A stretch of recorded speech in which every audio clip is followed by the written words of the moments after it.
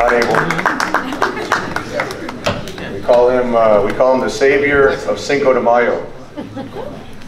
That you know, it was really on Gennady's insistence that just because Canelo was suspended, there's no reason why he couldn't fight. This is definitely, in my 26 years of boxing, this is definitely the hardest and most challenging promotion that I've ever been involved with. Changing the venue twice, actually 3 times. The television platform, going through numerous opponents, but we pulled it off. You know, I had a strong support team outside the ring. Triple G has his team in the training camp, and he did his job inside the ring. And I know he's got a tremendous amount of respect for Vanes, the way he fought, the way he carried himself throughout the whole promotion. I made a point during the promotion that it's very rare to see a champion going to the challenger's gym. That's how much respect Triple G has for Vanes. The fact that he took this fight under the conditions. HBO agreed to show it, but it wasn't, you know, their standard agreement that we have with them. So, you know, all the way around, we have to thank everyone that was involved in it. So, with that, Abel Sanchez is up here. He's been Trainer of the Year now a number of times, and you know, any questions you have for Abel, myself, or Triple G, we'll be happy to answer them. Dan. Good night. Straight back. Yeah. Congratulations on the win. And Abel and the whole team. But I wanted to know from you, we talked about it the other day in your hotel when we were there with some of the guys, about this was number 20 defense. Can you give your reaction and your thoughts about tying Bernard Hopkins' all-time middleweight championship defense record? And Tom and Abel, if you want to chime in also. Oh, this is a huge situation for me, you know, just seriously, this is a record. Probably, maybe I'm not understand 100% right now, just maybe in the future, you know, maybe my son, he tell me, hey, wow, this is huge, you know, just all fans. Just seriously, my brother Max, so many people sent him message, said, just congratulations, just your record is huge. Thank you people who support me and support boxing, of course. Abel has a little more historic perspective, I think. Well, I think that, well, first of all, we're very proud of the fact that he's accomplished this. It's been a difficult road. It's been at times very trying times, but to tie the record with this kind of performance, I think signifies the greatness that we're all witnessing right now. This reign, or these 20 have been with no rematches. These 20 have been against completely new opponents every time. And I think it's significant and it's important to note that. I agree. I agree 100%. You know, Bernard Hopkins is legendary. He fought as long as he did, and one of the longest careers in the sport of boxing. Tremendous physical specimen, and for Triple G to tie his record, what he accomplished in the middleweight division, I think most people thought that record would never be touched. Now for Gennady to tie it, and you saw his hunger, his motivation. I think he was happy to just be in the ring. He wants to stay active. He told me he wants to fight 2 more times this year. So Triple G fighting on a regular basis. That's very hungry, motivated. He just turned 36. 26. I feel like 26. He looks like 26. He just turned 36. And the way he fought in there, he fought like he was 26. So I think if he continues these type of performances, we're going to see many more knockouts, many more fights, and I think he's going to write history every time he steps in the ring. Kevin? Gennady, the other day you talked about, you said you put a 10% chance of fighting Canelo in September. Now tonight in the ring when Max asked you said absolutely you would fight him. So is it 10% or is it absolutely that you're going to fight him? Okay, 10% is a lot. But seriously, I'm ready. I want to fight May 5th, Cinco de Mayo. You know, I'm ready 100%. I give him a lot, you know, options. Look, my situation and Canelo's situation right now, just, you know, just I give him a lot percent. You know, just I think nobody have more percent. Maybe like everybody has like 5%. You know, of course, he's my priority. Do you feel like, have you been a hair follicle test that came out? Do you believe that he didn't cheat, that it was a contaminated meat? And are you over that, or do you still think he was cheating and took PEDs intentionally? I think what we should do, Kev, is since the Nevada Commission did their investigation, we're not really privy to all those. We know he did a hair follicle test. We know he's tested many times since his 2 positive tests.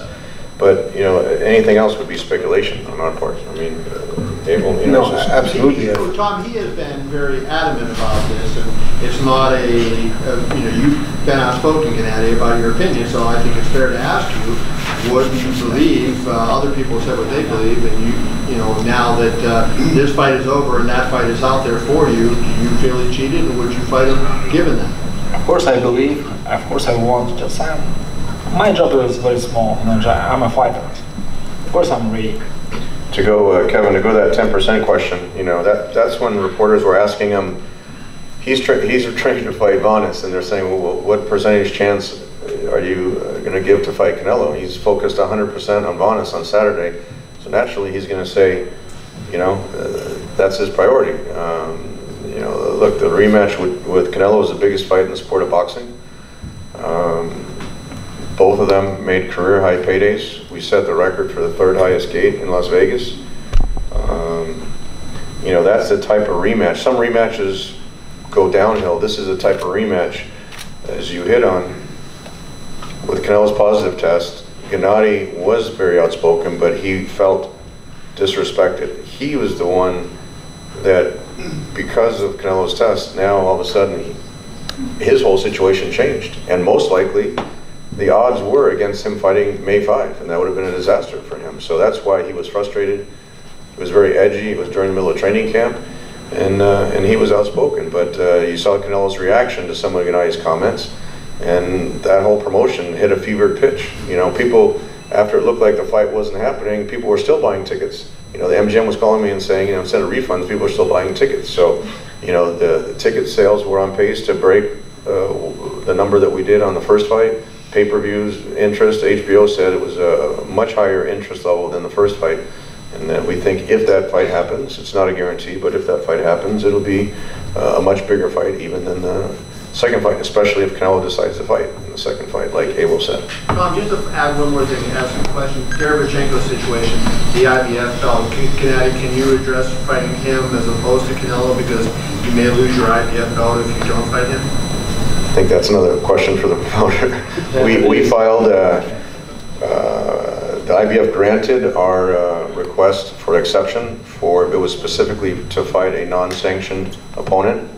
Vanes wasn't in their ratings, but Derevchenko is not in any other ratings either. He's in the IBF ratings, but not in the WBC, WBA ratings. And Vanes was #1 in the WBC, so they granted our exception with conditions.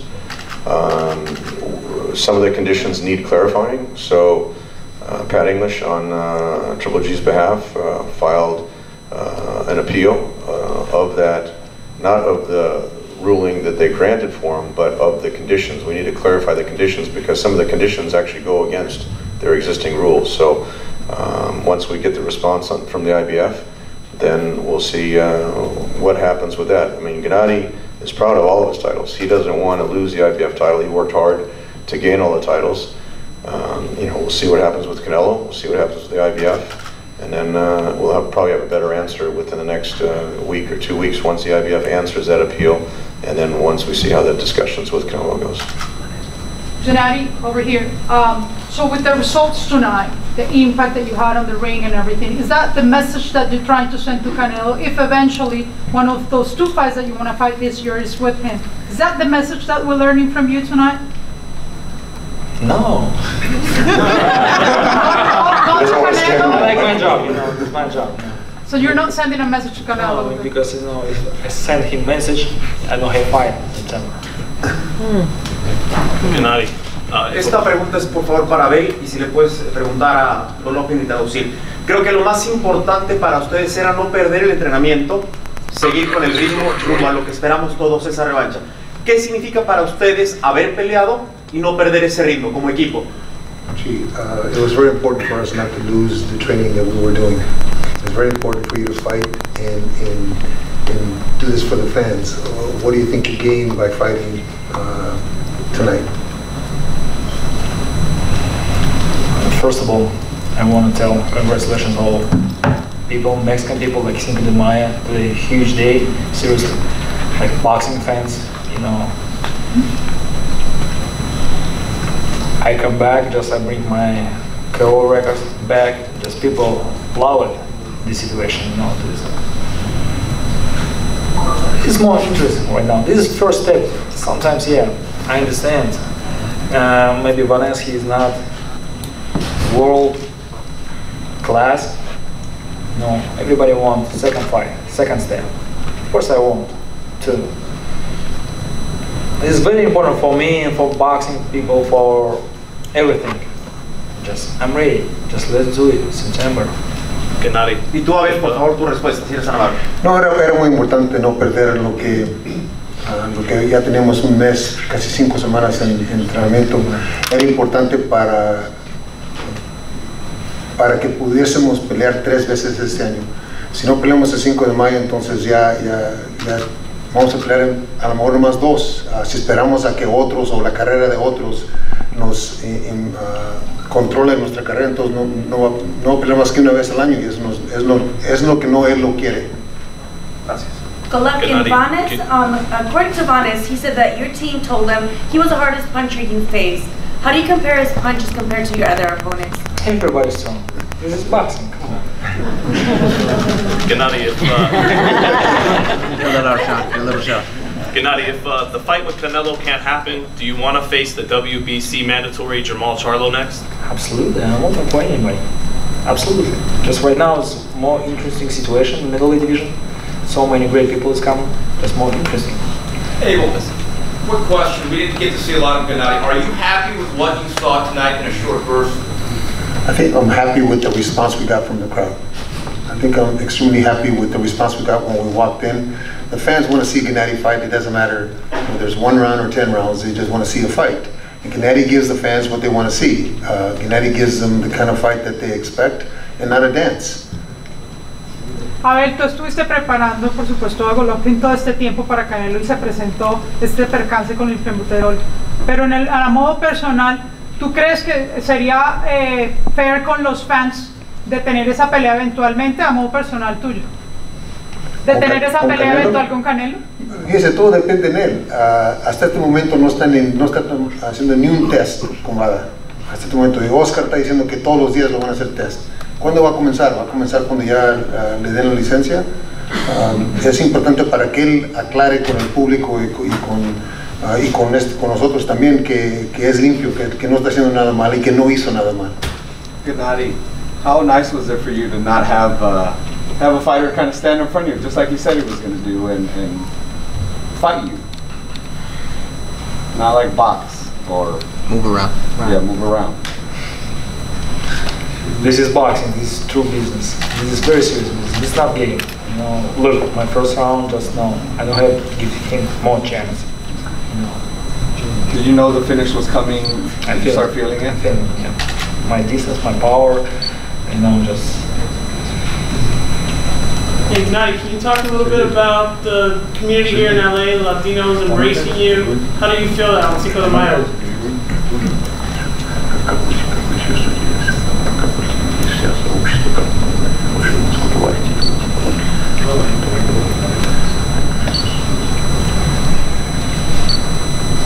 It's very important. It's my family, you know, just my team stay with me. My team support boxing, you know. It's a big gift, I think, to people. If I don't come into this fight, just, you know, we'll lose a lot of time. Just maybe, hopefully, we're coming back only in September. It's not 100%, you know. Just, I want to stay at TED. Just thank you very much, my team, people who support boxing. You know, just this is not a bad day today. Gennady, you said that there's a possibility you might fight in September. Tom, there's also talk about possibly taking Gennady to fight in Japan with Murata. Could you talk a little bit about that? Well, I think there's a lot of opportunities for Gennady. You know, Murata's one of those guys who's really blazing a trail. selling out arenas in Japan, getting tremendous ratings on television in Japan. He's the WBA mandatory, and you know that would be a great fight as well. I think there's a lot of different options. I think, as Gennady said, the biggest fight is with Canelo, but you know now it seems like the middleweight division is opened up, and it actually seems that these guys want to fight Triple G. You know, before they would scatter for the hills, and you know, just touching on the support here from the Los Angeles community and the Hispanic community. I mean, Triple G is a resident of Los Angeles now. You know, both. You know, I mean, his daughter was just born here recently in Los Angeles, and his son plays hockey here in Los Angeles. So, you know, he embraces the welcome. It's unheard of for a big promotion like this on HBO to be promoted on 2.5 weeks' notice, and to break the record, to shatter the record here at the StubHub Center, where so many great fighters have fought, so many great fights have fought, with attendance and with the revenue, just shows how the Los Angeles, the Southern California community embraces him. I think he's, you know, whether he sells out Madison Square Garden, whether he sells out the T-Mobile, the O2, this is now the 9th time he's fought and had a sold out. I mean, we had bleachers, but it was a packed house. Lance, you had a question? Yeah, do you have any talks scheduled this coming week, or when are you going to talk with the Golden Boy people about a Canelo fight next? I mean, I've been in contact with Eric. You know, first step was to find out exactly how long Canelo was suspended for. You know, that was clarified by the Nevada Commission. There seems to be a lot of interest on their side. Naturally, there's interest on our side. We have Dan Beckerman here, the head honcho of all the AEG properties, including StubHub Center, including Staples Center, including T-Mobile, the O2, list goes on and on. Look, you know, I've been in regular contact with Golden Boy and with... Hi, it's Michelle Joy Phelps. If you haven't already subscribed to our YouTube channel, make sure you do so by clicking this icon right here, or else.